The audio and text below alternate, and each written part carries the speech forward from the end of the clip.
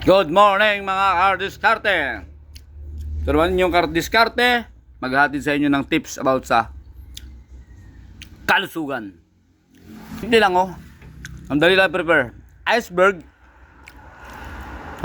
Iceberg yan. Linisan nyo lang. Pumunta kayo sa palengke, make sure na sariwa ang makukuha nyo para fresh siya, healthy. And then maglaga kayo ng itlog.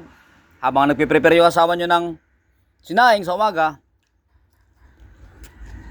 balutin nyo yung itlog 4 na piraso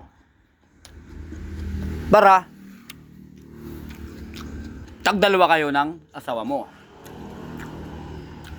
At make sure na 10 minutes ito para maganda siya balatan.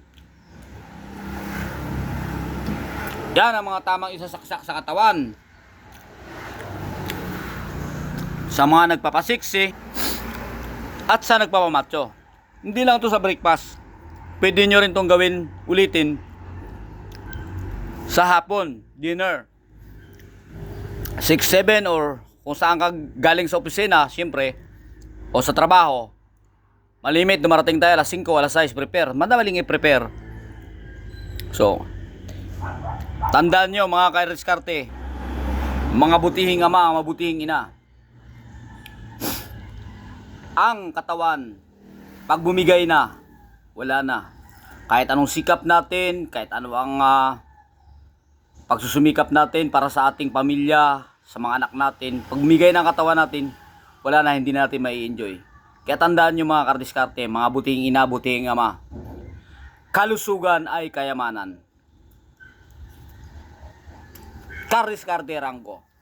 Huwag kalimutan ang mga to. Dahil mahal ko kayo. Mga kardiskarte, mga kabutihang ama, kabutihang mabubuting ina. Yun lang Itlog, iceberg, sapat na sa umaga or sa gabi.